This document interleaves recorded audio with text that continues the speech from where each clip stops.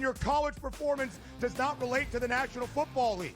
It never does. They played side by side with each other, and he wasn't as good as Quinn Ewers. That's an issue. That's a major issue. It wasn't that he wasn't as good as Quinn Ewers. Ever got to Texas. It wasn't that he wasn't as good as Quinn Ewers. It was Quinn Ewers' program, which Steve Sarkisian made very clear the entirety of the time that Arch Manning was in Austin. So for you to argue that because Ewers is a 7th-round pick, Arch Manning is not that good and not deserving of being first overall is asinine. It is wrong. It is incorrect. I told you he's going to be number 1 overall. My whole thing was I'm buying you're doing your thing now where you double down on a take that is incorrect. The best quarterback prospect to ever hit college football can't play He's over not, a 7th-round pick who didn't even play quarterbacks in the history of the sport. Quinn Ewers couldn't even play at Ohio State. He couldn't even play at Ohio State. Quinn Ewers. Go look it up. The Early Line, only on SportsGrid. We're going to go through every single thing, and I've got a great team behind me that's going to help me get the job done. I want this to be the place that people come to. There is going to be an energy to game time decisions that you will feel night in and night out. We are going to hit every single one of those markets that you need to know about. We will have everything at our disposal, and we will use that to our advantage. There is not going to be a better place, I promise you, than Game Time Decisions. I'm Kevin Walsh. Tune in to Game Time Decisions weekdays on SportsGrid.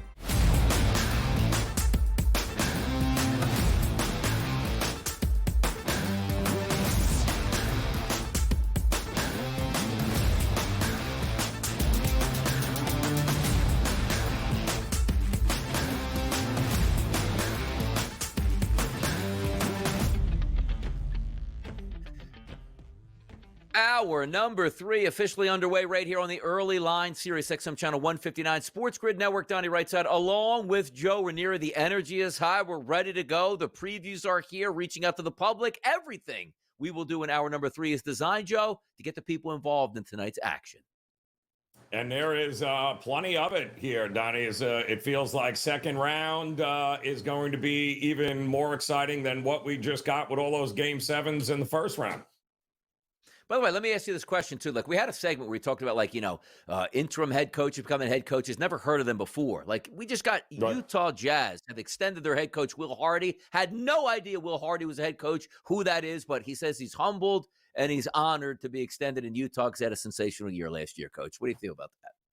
He's actually a pretty good coach that had zero. He got more out of the lack of talent on that team than many would. I like Will Hardy. I'm glad they wrapped him up. And Utah needs to be relevant again because it was pretty fun when they were that last decade. Yeah, what's going to happen when Utah doesn't get Cooper Flagg and he heads to Philadelphia? Is Will Hardy going to want to coach the Philadelphia 76ers next year? We will find out. But you know what we got to do now? This is the time we reach out to the public, Joe. We want to hear their responses to some of the questions that we ask. On our SportsGrid account, the Fade the Public poll today goes as followed. Who will win tonight's NBA playoff games? There are 4 choices, obviously, because there's 2 games. Celtics Nuggets, Celtics Thunder, Knicks Nuggets, Knicks and Thunder. If we look at the results here, overwhelming. People love themselves, Joe Ranieri, some public favorites here. 64% voted. Celtics, heavy favorite. Thunder, heavy favorite to both win. Are you shaking from the norm tonight here? It's kind of hard. I mean, look at the numbers in these games here. We're talking about multiple possession spreads, home teams, rested. This is a tough game 1 here tonight. But being the contrarian, Donnie, I have no choice but to go the Denver Nuggets and New York Knicks win 2 nights and throw a complete wrench into everything. Wow, the low men on the totem pole, the Knicks and the Nuggets, 6.1% of the betting public coming in, fading the public. Joe Ranieri is absolutely doing that, which then brings us into, all right, we do have a doubleheader tonight to talk about and have some fun with, as we've been doing there, catching up on the live lines right now on the FanDuel Sportsbook. Game number 1, we'll start there. The New York Knicks and the Boston Celtics. Just had the coach on to talk about that game and that series and how it plays out. The one thing we do know is that the New York Knicks really haven't done all that well against upper echelon teams. You know, who's an upper echelon team? It's the Boston Celtics. Let's start with the spread. 9 points tonight. Is there a chance that Boston wins this game and doesn't cover? Or, as you said, maybe a chance for the Knicks to pull the upset in surprise fashion for game number 1? It's rough. I mean, the Knicks this year, 2-14 against the spread versus the top 6 NBA teams this season. And they were losing by an average of just about 10 points, Donnie, not covering the numbers. So this is brutal. But what I don't think they're going to roll over. I think they will be ready. They don't have as much depth. I don't, and I have not all year backed the Celtics with this kind of spread at home because, Donnie, they didn't cover them. They didn't cover them at all. You were burning money this year laying this kind of number here against teams. And while the Knicks have not had a ton of success against the Celtics this season, it feels like points are coming. It feels like it's going to be raining threes from all over the place. Wow. 212.5 is just a little low for my taste. I don't think we're going to get the lockdown, sacrifice your body defense effort here. I think this is going to be a little bit of a shootout here. Plus, the overs right now are on a 14-5 playoff run. Now, if we take a look at this game, too, if you think there's points, that's great, because then that opens Pandora's box to see if we can get some guys to push through their points prop, 3-point props, and so forth. If there's a player, maybe, from each team, Joe, that you're watching tonight that you say, you know what, this guy on each team might be bettable for me tonight, who might those guys be? Tatum, to me, he's had a couple extra days rest now, so whatever that wrist issue, I'm sure won't be that much of a problem. And his points prop, I think 27.5 is what I saw it at here. And when he has faced the Knicks 4 times this season, he has scored 37, 40, 25, and 32 in those games. I could see him also having a very successful night. And I think the coach nailed it with Josh Hart. I think he is a guy, his PRA, 24.5 points, rebounds, and assists. I think we need to go up and over that. He, against the Celtics this year, 28, 40, and 28 combined points, rebounds, and assists. I think there's value in both those numbers to the over. Celtics, Knicks tonight, 7 o'clock East Coast game, close to double digits. We'll see how that turns out. 212.5 is the price point on the total here. Game number 2 tonight of our doubleheader in the NBA. Another round 2 series opening up tonight. That's the Denver Nuggets and the OKC Thunder. This line at the FanDuel Sportsbook currently right now sits at 9.5. The total in this game, 225.5. So if we start again with the side itself, Nuggets, Thunder tonight, close to double digits. What are our thoughts there? I mean, what if they had 9 days off, OKC, in this one here? I think this is another one where I would lean towards the over in this spot here and let it rain. I don't think Denver's defense is going to have a whole lot of success in game 1. I think OKC, like they usually do, especially at home, Donnie, I believe they average, 125 a game? I think this game is going to go up and over. I still don't think they have an answer for the Joker, but I certainly think this could be up-tempo, and we could get a ton of points. If it's a blowout, I'm expecting points here from both teams, so I like the over in this one. It's funny because, again, we look at 225 and have like, oh, man, that's a really high number. Like during the NBA season, like 225.5 was like the average number in an NBA game. Most of those high 220s, 230s, 240s, we even saw games in the 250s this season. But if you are looking at the total, which I like where you're going here, Oklahoma City, to me, the MO and the game plan should be the Denver Nuggets should be tired. So what do? Not walk the basketball up the court. You push tempo in this game to force the Denver Nuggets, who just played in the game number 7, to sort of cover that court. So for me, I like that. Like a first quarter over, a first half over, make a lot of sense to me in this fashion. But again, if we are looking at players in this game, Nuggets and also OKC, give me a couple guys that interest you tonight in some of the betting markets. Well, I loved what the coach went with Russell Westbrook.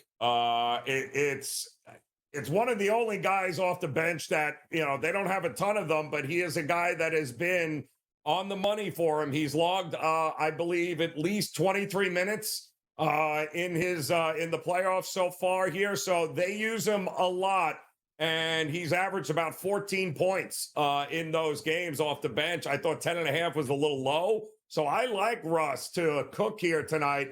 What choice do they have, Don? If we're being honest, what choice do they have? They got to get some production from that bench. He already knocked out one former team in the Clippers. Maybe he's got a little something up his sleeve for his other former team. By the way, you know what we should have up our sleeve here? Like, some players should understand, like, the thought process. Christian Brown, whose last name clearly is Braun. Like, even me, like, you know, we're on the air, but every single time his name comes up, I get like a little like brain tick because I know it's Brown. I always say it's Brown, but I still want to say Braun at this point. Can we just change the guy's name to Braun? Can we get through to him and sign a letter that says, you know what? I respect the game. It looks like Braun. Let's just keep it Braun. Like, the Brown throws a lot of people off. Yeah, no, it throws me off too, and I think I've heard it a couple of different ways on the broadcast too, which is pretty funny as well. So we're not alone, Donnie, in being confused. No, we certainly are. But by the way, no, it's not confusing. Why is SGA always priced at 31.5 or 32 points in every single game? It's a thing that, like, you can set your clock to it because, you know, he's not allowed to score 34 points. He's not allowed to score 28 points. He's always in that range. So SGA, again, 31.5. But we got a double header tonight on the card. A lot of fun to break down. Tom Vecchio is going to come on a little bit later in the show. We'll hit those NBA games and much, much more. But there is a thing, Joe and Erie, called Major League Baseball. Don't know if you heard it, but we will talk about it next. Let's get after it right here on the early line.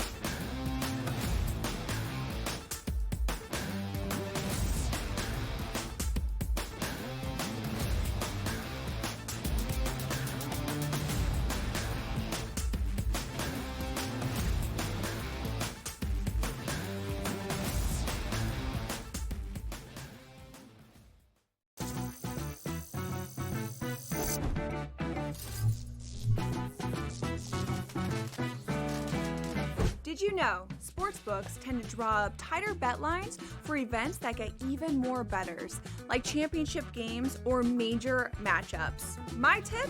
Try betting on less popular sports. You might have a better shot at beating those odds. Now, go get lucky. See you in Las Vegas. Let's get lucky. They've won 7 in a row. They've been dominant at Citi Field. Lindor's been insane. Pete Alonso's been raking. You know, Griffin Canning, David Peterson, those guys have pitched really, really well. And when you put it together with that lineup, especially like you said, Lindor's been great. You know, they've got the makings of something very special in Queens. Pharrell, Coast to Coast, only on SportsGrid. Fans hate them. Like, kids go to Giant games and they're like, my father forces me to come, or my grandfather was a season ticket holder. Like, no one has fun. It's a miserable place to go. The Giants' problem has always been, over the last several years, and it's been the reason why Barkley never really got off, is the offensive line. Sports Rage tonight, only on SportsGrid. The game is on. The stakes are high, but the action isn't just on the field. He's rearranging that ring. Get it inside! SportsGrid's in-game live. Your ultimate second screen experience. Just a little flyer, couple 18.5 point live line. Every prop, every play, every day. Anything can happen. That's complete chaos. It's smarter to be on SportsGrid.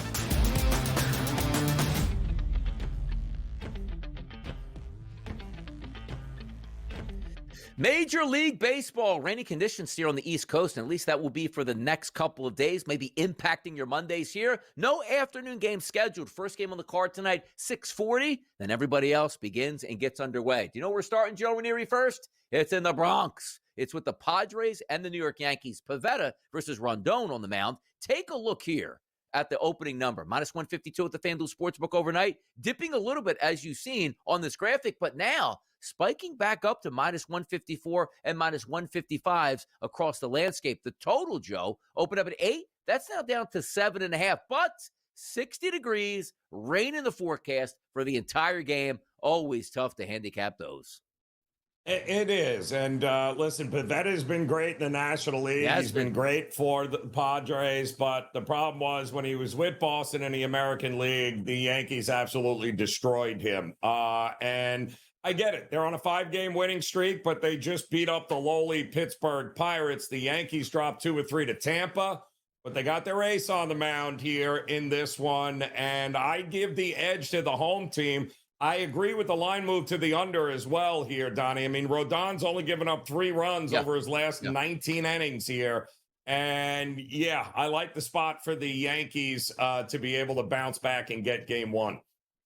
Yeah, take a look, too, on the season. Nick Pivetta here, 35 and a third innings pitched, a 1.78 ERA and an xFIP of 3.22, which is great. Carlos Rodon also 42 innings pitched here, 3.43 ERA and a 3.23 xFIP number. So I'm in agreement with you. The total makes sense under, but also keep in mind, sometimes we take a look at those starting pitchers, rain throughout the forecast. How does it affect them, Joe, before the game? Which means, like, hey, start time 7:05 is now 7:55. These guys are creatures of habit where they have their entire day clocked for a 7:05 start. Anytime it gets pushed back, it can mess with them. Also, keep in mind, if they do try to fit this game in, because the last thing you want is, sometimes it's like, okay, Toronto and New York, hey, we can rain this one out. We'll play a doubleheader. We play you guys a lot. But I'm pretty sure San Diego's only time coming to the East Coast is going to be for this series here. They'll force that game in, which means if there are extra delays, you're handicapping based on Pivetta and Rodon, and maybe one of those guys gets knocked out in the second inning because there is an extended rain delay. Something always to keep an eye on at this point here. Game number 2, we'll talk about a 7:40 start,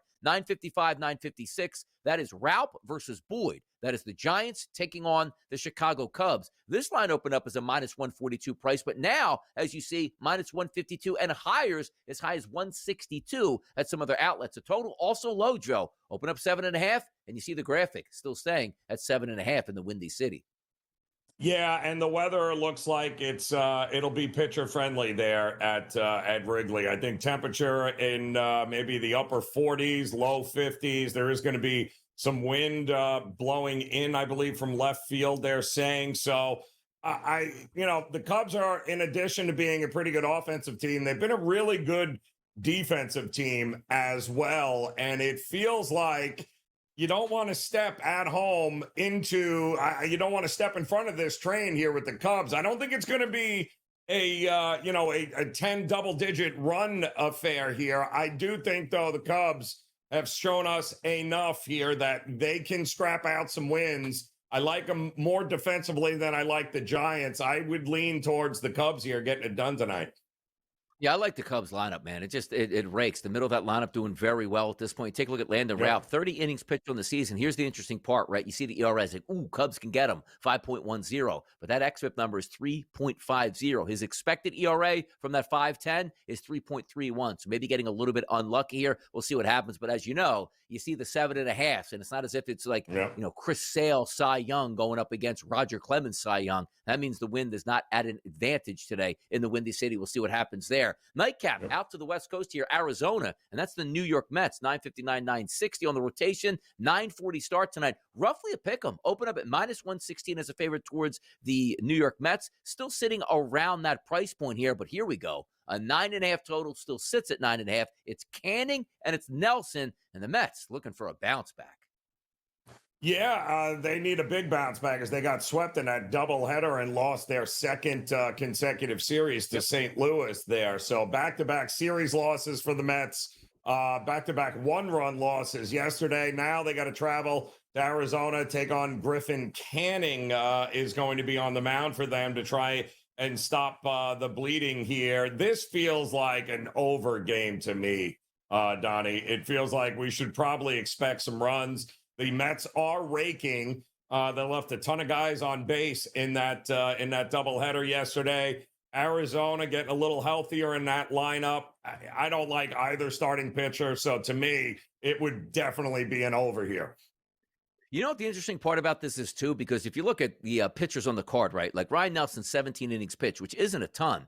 His ERA is 5.82, but he's the best xFIP guy on the card at 2.50. So it's one of those where, again, you take the old school analytics and say to himself, which were ERA, which wasn't predictive, is what happened. Like, man, this guy should get cracked. But apparently the 2.50 xFIP is elite at this point. Griffin Canning, on the other hand, he's got a 2.61 ERA, which is very good. Slightly higher xFIP of 3.56. But again, there's a reason why it's like, oh, two pitchers with great xFIP. Yeah, this line should be 8, not 9.5 here. And also, as you pointed out with Arizona, going up against right-handed pitching, it's one thing they do extremely well. It's hit right-handed pitching. The first 5 guys he anticipated in the lineup tonight for Arizona, Corbin Carroll, 436 weighted on base percentage. Ketel Marte just getting back in the lineup, 434 weighted on base percentage. Pavin Smith, 454. Naylor, 406. Suarez, 363. And then the bottom half of this lineup, Alec Thomas, 333. Perdomo, 350. And Ryan Nelson, again, only one at bat, but it's still at 890, which means he's doing some damage at the plate. These are two good-looking lineups here, which I'm with you at that point. Roof, by the way, 65, 66 degrees at first pitch. So maybe we get a little bit of that atmosphere in there, which will help the ball carry as opposed to the humidor. They like to keep it when that roof is closed. So I'm with you. We might be getting runs tonight. But how about the Mets, though? Are we a little worried about the Mets here, Joe Ranieri? Riding on their high horse, lose a doubleheader to a lowly Cardinals team? Tough one. Yeah. That was a rough one yesterday. And, also rough. Sometimes you'd rather be lucky than good.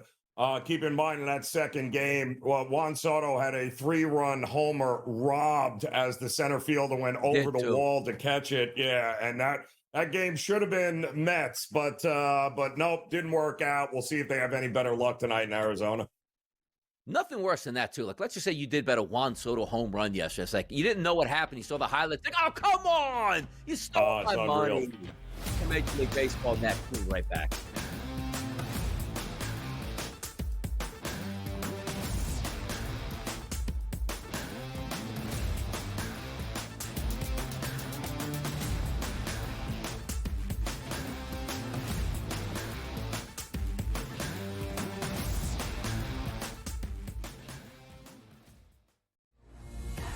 Cosmo was supposed to fight Ciaran Clark, but he had to pull off injury. You get the call. You get to go in there.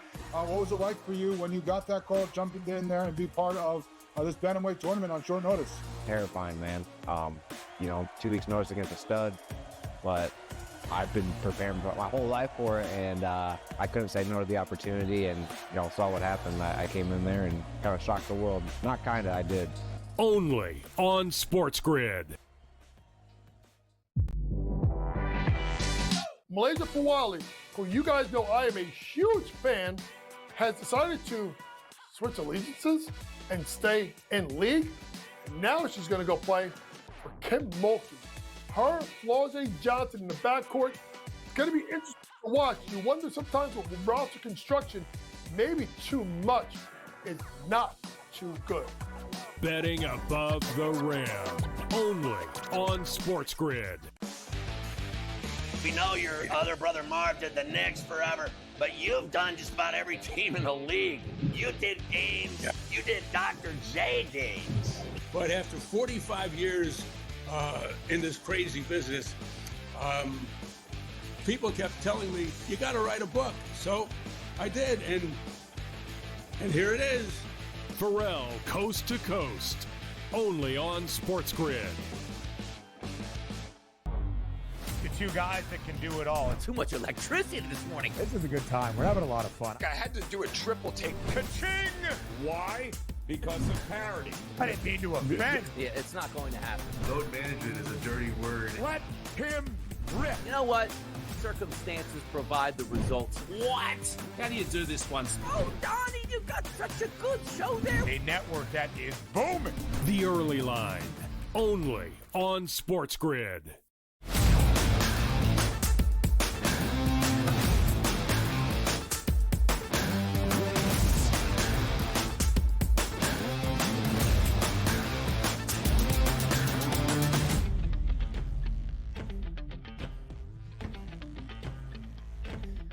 Right back out of here in hour number 3, talking some Major League Baseball. We have 3, 6, not 10 total games on a Monday. Can't say no to that. Doubleheader in the NBA, which we're going to get back to in just a moment here. But also, one of the more intriguing teams in Major League Baseball right now is those Sacramento A's, playing above 500 baseball, hitting the baseball. My guy Soderstrom, night-to-night basis. Rooker, you got it there. Butler. It's a fun team. We'll handicap that game next. 963, 964. 10:05 starts tonight, West Coast. Seattle and the Athletics. This line opened up as a pick'em. You see that card? Roughly still a pick'em. The total of this game opened up at 9. Most outlets still sitting at 9 across the board. You look at that, no real favorite, decent price point. They're in Sacktown, which usually means runs here. What are we going off of tonight between Oakland/Sacramento and also Seattle? Well, the problem is this is absolutely awful for the A's as far as scheduling goes. because they just played a weekend series in my neck of the woods in Miami. Now they had to hop on a plane after that late afternoon game yesterday. They got to travel back to Sacramento, and now they got to take on the Mariners, who just saw their 6-game win streak get snapped yesterday by Jacob deGrom.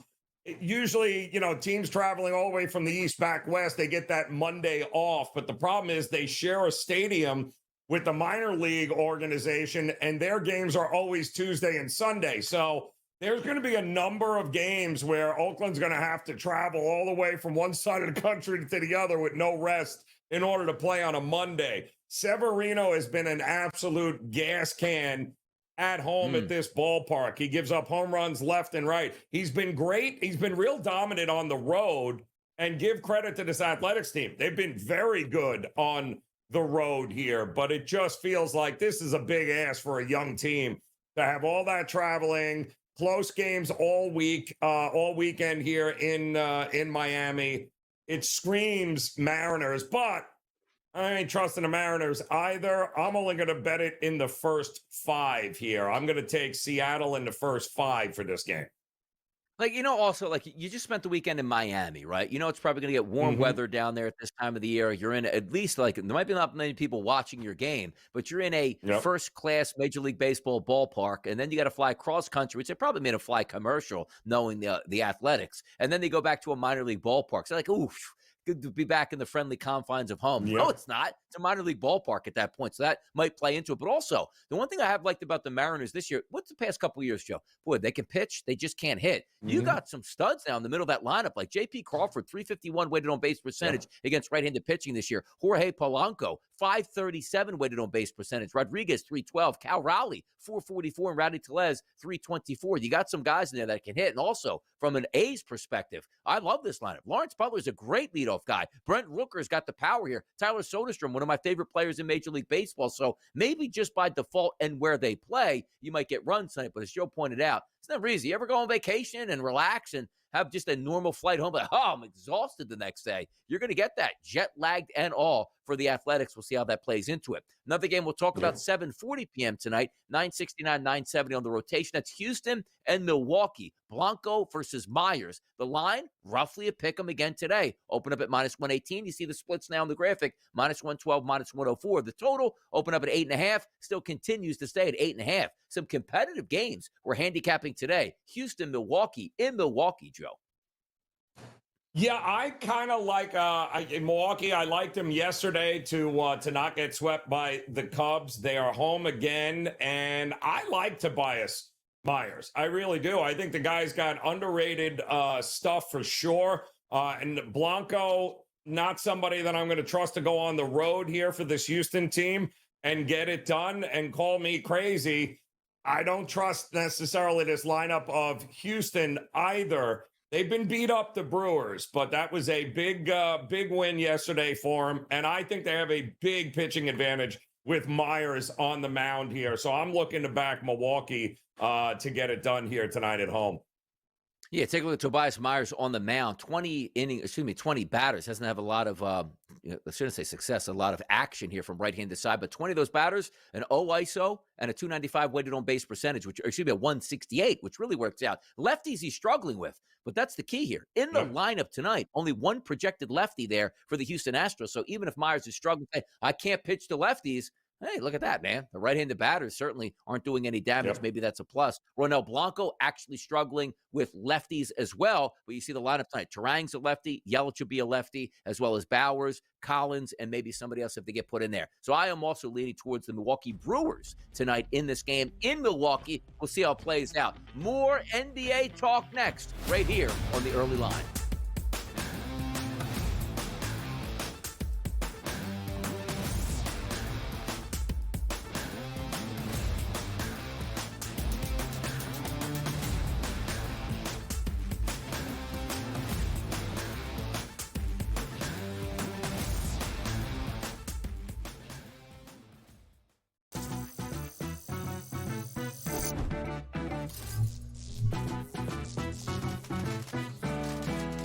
Did you know sports sportsbooks tend to draw up tighter bet lines for events that get even more bettors, like championship games or major matchups. My tip? Try betting on less popular sports. You might have a better shot at beating those odds. Now, go get lucky. See you in Las Vegas. Let's get lucky. They've won 7 in a row. They've been dominant at Citi Field. Lindor's been insane. Pete Alonso's been raking. You know, Griffin Canning, David Peterson, those guys have pitched really, really well. And when you put it together with that lineup, especially like you said, Lindor's been great. You know, they've got the makings of something very special in Queens. Pharrell, coast to coast, only on SportsGrid. Fans hate them. Like, kids go to Giant games and they're like, my father forces me to come, or my grandfather was a season ticket holder. Like, no one has fun. It's a miserable place to go. The Giants' problem has always been over the last several years, and it's been the reason why Barkley never really got off, is the offensive line. Sports Rage tonight, only on SportsGrid. The game is on. The stakes are high, but the action isn't just on the field. He's rearranging that ring. Get it inside! SportsGrid's in-game live. Your ultimate second screen experience. A little flyer, couple 15.5 point live line. Every prop, every play, every day. Anything can happen. It's complete chaos. It's smarter to be on SportsGrid.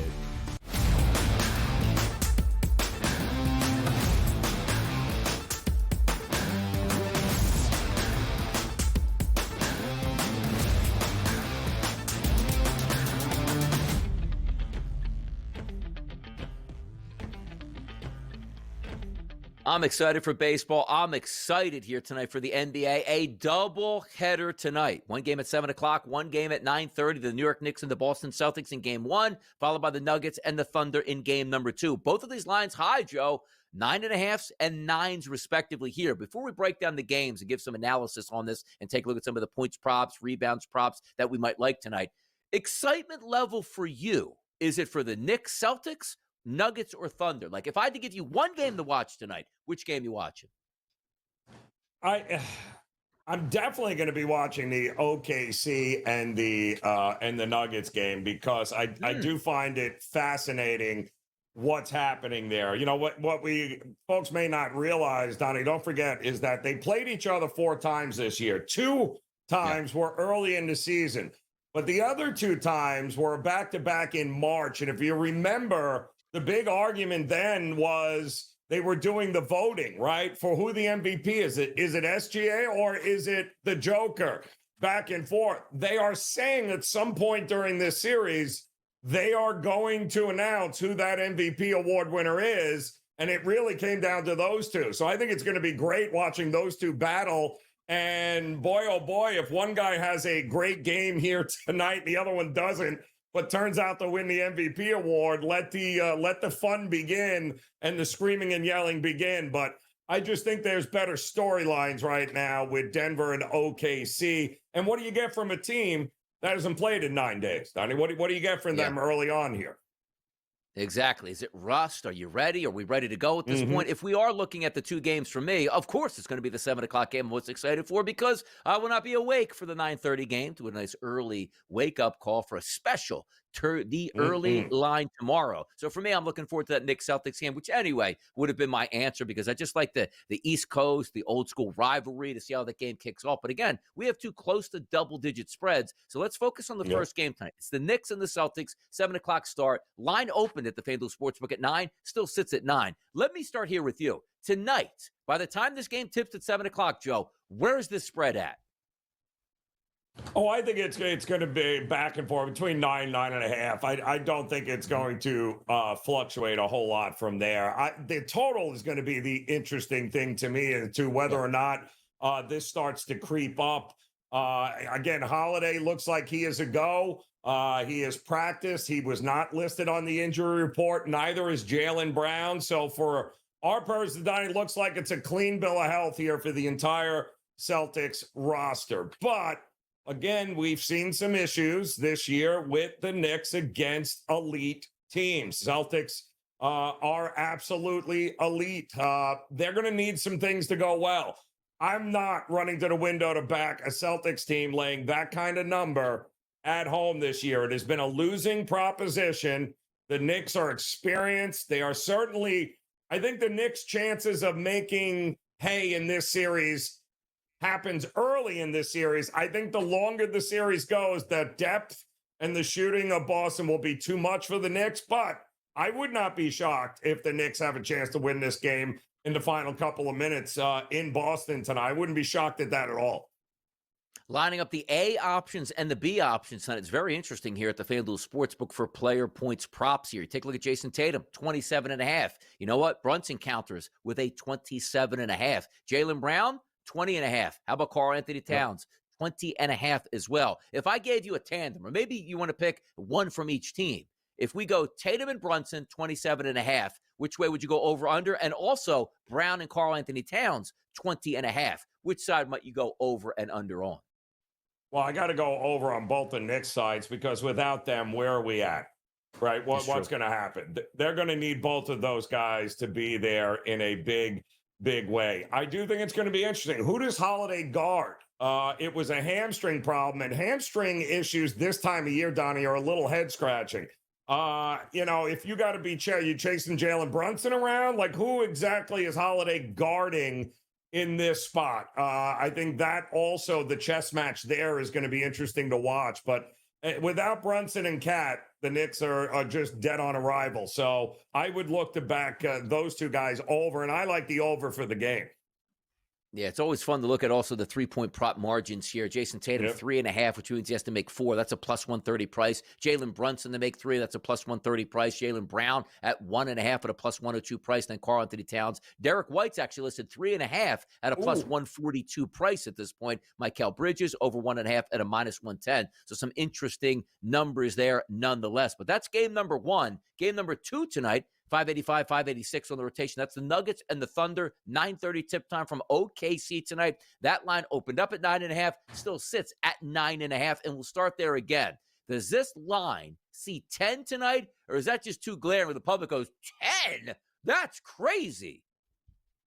That could very well continue to creep up and could get to double digits. But I do think, again, this number has been on the board for a little time now, Donnie. So the fact that I think it opened up 8.5, we've seen it get as high as 9.5. I haven't seen double digits yet, but it wouldn't shock me if because this is the second game of the night, right? So you could get a ton of public money trying to make back whoever they bet on the Knicks and Boston game if it doesn't cover, trying to get it back here on OKC. 10 points is a lot. I don't care what it is. The Thunder are more than capable, but at that point, why are we just not looking? If you think the Thunder are going to cover, how many points do they have to score in order to do that? I think their team total over is in play as well tonight. Yeah, 225 is that number here. We'll see how they charge out of the gate. Is it more of an up-tempo to try to get the Nuggets there, thinking they're a little bit non-rested from their game number 7? We'll find out. But the player points prop tonight also, Nikola Jokic, 27.5. SGA, 31.5. Jamal Murray, 19.5. Christian Brown, 12.5 at this point here. Russell Westbrook seems to be getting a lot of light here, and rightfully so. Yeah. He's played extremely well the past couple of games. He's now up to 10.5 as his points prop at a minus 125. If we're looking from a points prop perspective, who actually would you like to take a look at? Top end guys, bench guys? Who is it here in this game? Well, Russ is going to be great because the number makes sense. I think also there's so many options with OKC. And there's just no value in backing, SGA there. I think it's Jamal Murray is the guy that is going to keep Denver in this game because I think he will be allowed to kind of hunt the mismatches that he likes. And if he is on, we've seen Jamal Murray carry this team. I think he's the guy that's got to have the touch here tonight to keep the Nuggets involved in this game. So I'd look to back his point total over. You know, it's pretty crazy. You take a look at the three-point player props here in this game. As we just talked about the Celtics, multiple guys like 3.5s in that range. There are some guys at 2.5, but heavily plus money. Like Jamal Murray to make three-point shots is 148. So is that true line more closer to 1.5 with a lot of juice? You take a look also here, 2.5 for Lou Dort. 2.5 at plus 158 on his number here. So essentially everybody really is at that 1.5 price here. So you could probably get some good, vibes on that. But also as a 225, if you look at the total tonight, Joe, right? You're liking the over more than the under in this game? I definitely think the over is the way to go. And it's a team that averages 120, 125 points a game here, including in the last series, which they ran through Memphis on. Again, Denver showed some moxie in that games in game 6 and 7, right? Or in 5 and 7, really, where the defense was ratcheted up. But again, coming out of that game 7, I think the defense isn't going to be great for Denver, which means, OKC is not taking their foot off the gas. I'm expecting points here tonight. Who can step up in this one, as we talked about at the top of the hour. It's like, hey, let's reach out to the public on a Fade the Public. Which two sides you think are going to win? Joe thought maybe there could be a chance where both underdogs win. That's a plus 310 price on the Knicks and a plus 340 on the Nuggets. A $5 wager at the FanDuel Sportsbook for both underdogs to win will pay you back $85.20. It's a big return tonight. I want to see some shocking results. I want to see an upset here, just like we saw from the Indiana Pacers taking on the Cleveland Cavaliers to sort of upset the apple cart and get some of these extended series. We'll see if it happens. Tom Vecchio joining the program next. Stick with us right here on The Early Line.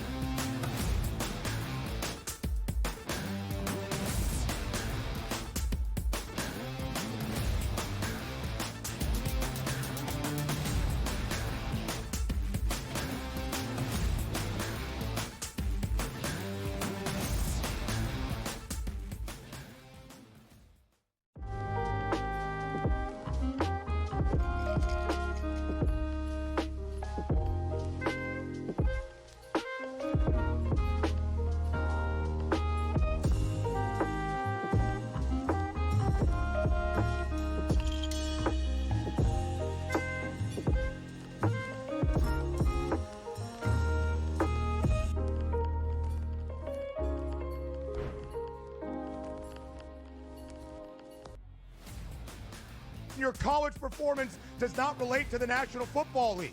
It never does. They played side by side with each other, and he wasn't as good as Quinn Ewers. That's an issue. That's a major issue. It wasn't that it wasn't as good as Quinn Ewers. Ever got to Texas. It wasn't that it wasn't as good as Quinn Ewers. It was Quinn Ewers' program, which Steve Sarkisian made very clear the entirety of the time that Arch Manning was in Austin. So for you to argue that because Ewers is a 7th-round pick, Arch Manning is not that good and not deserving of being first overall is asinine. It is wrong. It is incorrect. He's going to be number 1 overall. My whole thing was I'm buying you're doing your thing now where you double down on a take I'm not that is doing incorrect. That. The best quarterback prospect to ever hit college football can't play. He's over not a 7th-round There were pick two who didn't even play good. quarterback recruits in the history of the sport. Quinn Ewers couldn't even play at Ohio State. He couldn't even play at Ohio State. Quinn Ewers.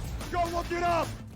The Early Line, only on SportsGrid. We're going to go through every single thing, and I've got a great team behind me that's going to help me get the job done. I want this to be the place that people come to. There is going to be an energy to game time decisions that you will feel night in and night out. We are going to hit every single one of those markets that you need to know about. We will have everything at our disposal, and we will use that to our advantage. There is not going to be a better place, I promise you, than Game Time Decisions. I'm Kevin Walsh. Tune in to Game Time Decisions weekdays on SportsGrid.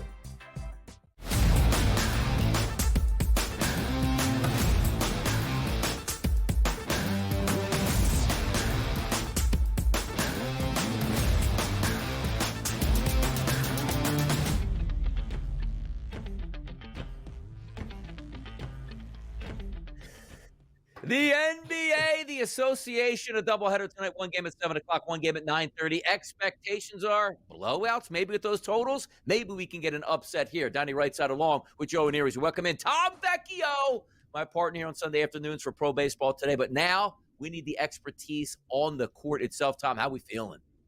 I'm doing great. Thanks for having me. Yeah, we're coming off an awesome day of pro baseball today. A lot of things we talked about came through. Diamondbacks money line, Royals money line, Bobby Witt for not just 2+ total bases, but 3+ total bases at plus 160. Cashed, I believe we cashed both pitcher props yesterday as well. It was a great day. Or it was big time. Look, this was big time. Why don't we just start talking baseball? Who says the NBA needs to get talked about? Well, the higher ups say the NBA has got to be talked about. Rightfully so. Big situations tonight. Before we get there, let's re-rack the odds here at the FanDuel Sportsbook, Tom, with you on the NBA championship prices. OKC still the favorite, plus 130. The Celtics plus 190. The Cavaliers take a minor step back with their loss at a 6-1 price. Any numbers there from favorites to really the underdogs look good to you? Well, I do have a Western Conference future on the Nuggets, and I know that they are in a very tough spot. I'm not looking to hedge just because the odds are so heavily in favor of the Thunder, but I do think there's a smidge of value when it comes to the Warriors. I think we're going to see somewhat of a similar series as we saw versus the Rockets. Like, if the Warriors get through it, A, it's not going to be quick, and B, it's not going to be easy. But a Western Conference team going up against OKC at such a long price, I at least have some interest in terms of the value that it offers. Do I think that they're better than OKC? No, of course not. I do think OKC is the better team, but I just like the number that's being hung right now by the books. Yeah, well, let's dive into, and it's going to be interesting, Tom, because there's a few series here in the second round where it looks like the markets and the public are just sticking a fork in these underdogs here. But talk to me about that game one here for Denver. What are you expecting from them in this spot here tonight? Tired legs, a lot of points, or can they shock the world? I would like to think that we're going to have points, and it's going to be a situation where I think OKC just does their thing. What have they done all year alongside with the Cavs outside of last night? For the most part, OKC, they've won by 15 points, by 20 points. They're 11-point favorites, 12-point favorites. They win by 25.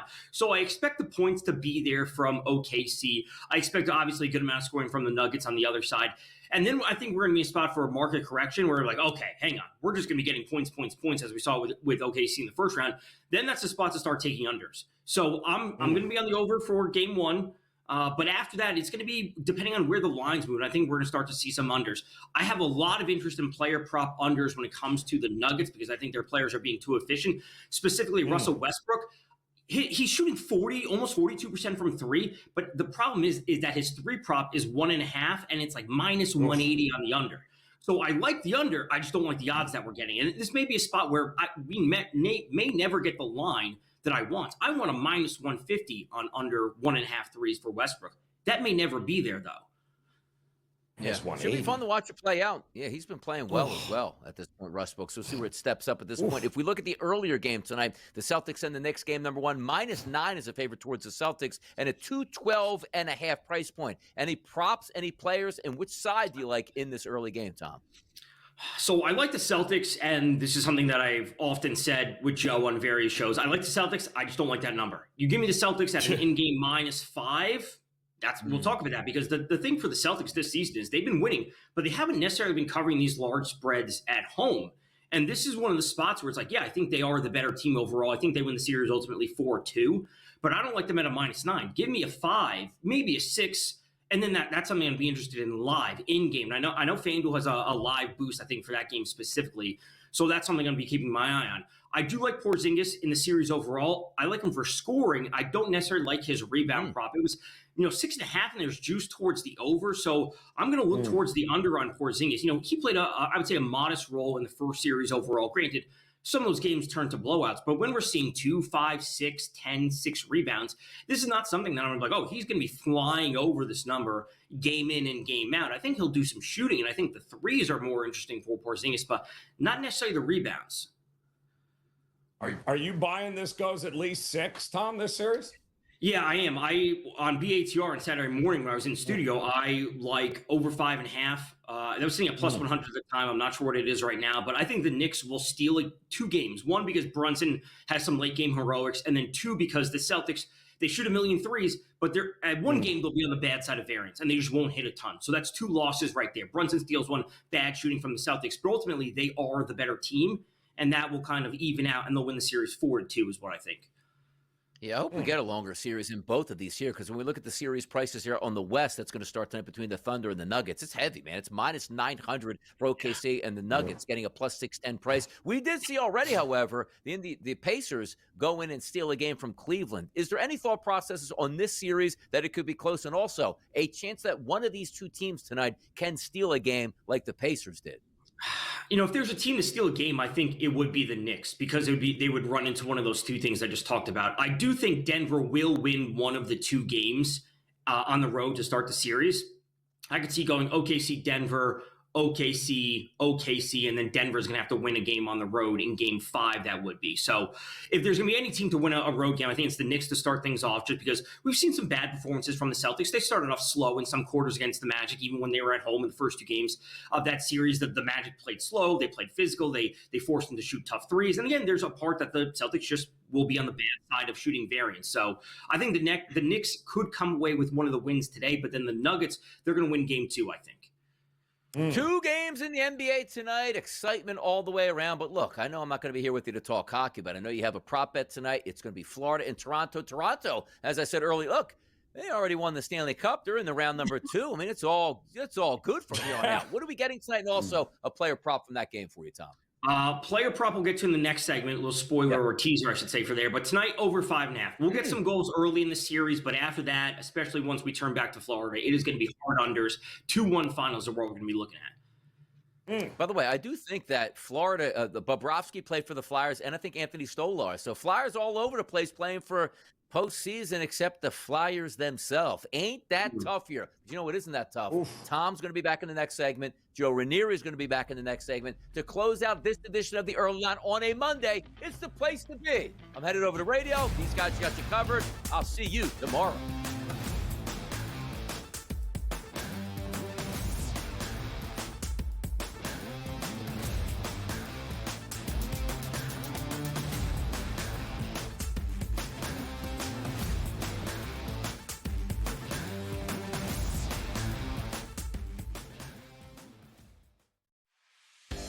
You don't think that there's something to the fact that they blow all these leads against the Edmonton Oilers? It's like the Oilers could be down 4 goals and they come back like it's nothing. We got a series now. I think this thing is going to reset, Scott.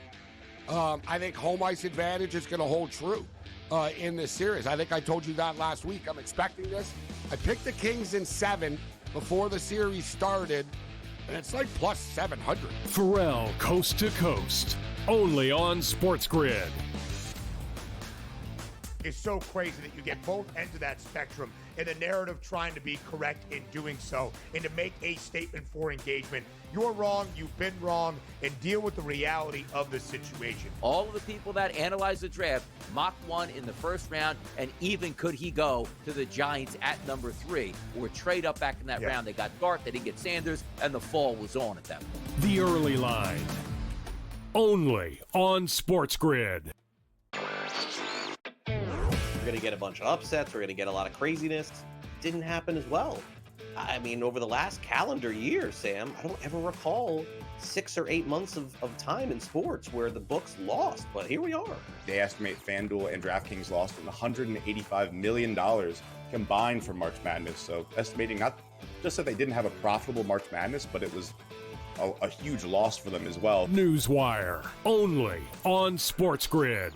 We're going to go through every single thing, and I've got a great team behind me that's going to help me get the job done. I want this to be the place that people come to. There is going to be an energy to game time decisions that you will feel night in and night out. We are going to hit every single one of those markets that you need to know about. We will have everything at our disposal, and we will use that to our advantage. There is not going to be a better place, I promise you, than Game Time Decisions. I'm Kevin Walsh. Tune in to Game Time Decisions weekdays on SportsGrid.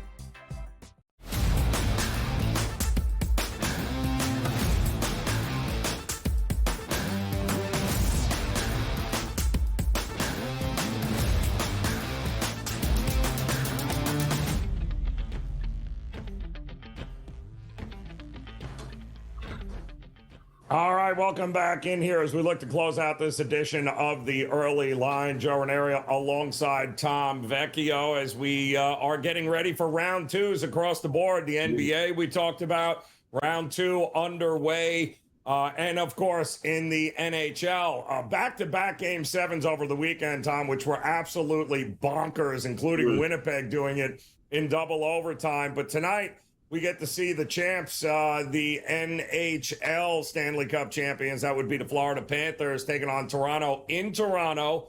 I'm still seeing some Toronto money coming in here, but slight favorite for the Panthers. You talked about the over. You think we're going to get goals, and I agree. I think early in this series we will. But what's the prop? Who are you focusing on prop-wise in this one?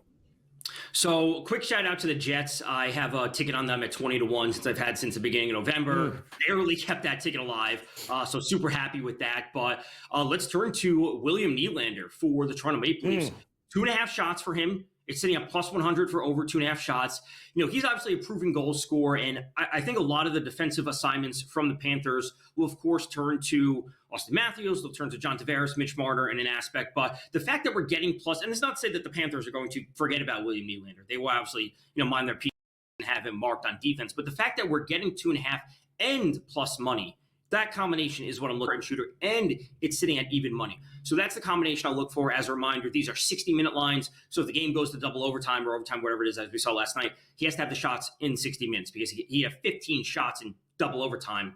Those shots don't count. So Nylander over 2.5. Got to be in regulation here. I'm also starting to see a lot of love for Carolina. It seems like there's a line drawn in the sand. Like, part of this market says there is no way Carolina should be this big a favorite. And then there's the other part of the market that says Washington is being completely overlooked here. What do you think we get in that series? So Carolina is a team that a lot of people love because they have awesome underlying metrics. They have awesome, advanced analytics. And this is the team that they've been for multiple seasons. A part of me thinks is, why do we have a team that has home ice with the Caps and, like I said, being disrespected in terms of the betting odds? This series is not going fewer than 6 games. It's going to be 6 or 7 games. I think the Caps get it done. I really do. For as good as the Canes are, they're a team that has some inefficiencies, at least in my mind, when it comes to the bottom 6 of their forwards. So as great as the underlying metrics are, and that's why I think a lot of people value them, I just don't know if they have what it actually takes, and can they convert that to real on-ice stuff at times. I think the Caps win in 6 or 7. I think they'll split the first 2 games, and it's kind of what we've talked about before, the zigzag. If Team A wins, game 1, I'll just be on Team B in game 2. The other 2 out west, I mean, you're right. Winnipeg getting it done, epic fashion, but now this is an underdog team against the Dallas Stars that seem to be getting healthier too. Is Dallas your favorite still in the West? They are. I also have a ticket on Dallas. It's far lower at 7.5 to 1. So I will have one team advance at 7.5 to 1 or 20 to 1, which I'm obviously happy about. But yeah, Dallas is a team that got it done in the first round. They didn't have Jason Robertson, who's arguably their best forward or tied for their best forward alongside Wyatt Johnson. And they didn't have Miro Heiskanen, who is their best defender. So if they are getting healthier, like you said, and we have seen the Jets, they got through the first round, whatever you want to call it, double overtime last night, even if they got it done in regulation, it was a really, really shaky first round. When you are the President's Trophy winner, you have the Vezina winner, or soon-to-be Vezina winner in Connor Hellebuyck, and you get it done in 7 games against a wild card team. You can't play like that against Dallas, especially if Dallas is trending up with the health. So I like Dallas to come away, I think 4-2. Like that too as well. And Golden Knights and the Oilers, the problem with those 2 teams, I think, Tom, is that that's going to be a grueling beat-up series. And whoever's left standing, what will they have left in the tank? That's what it comes down to. And the defense and the lack of goaltending that we saw from the Oilers in the first round, if they are doing that against the Kings, and now we have a far superior team, at least in my mind, in the Golden Knights, you can't be giving up 4 goals a period to the Golden Knights. It's just not going to, that's a terrible plan. So the Oilers have to improve on defense. 1 or 2 of the early games will end 5-3. We will see some goals, but then it's going to be a big shift if the Oilers can lock things down on defense. The only thing I'm seeing right now of all those, second round game 1s, most of them all 5.5, except that one, which seems to be creeping up to the 6.5 mark. And I think we both know why that is there. Tom, we appreciate it as always, my man. It's going to be a great week across the sports betting landscape. Thanks for dropping by. Thank you, Donnie. We'll have more early line tomorrow. Enjoy the games.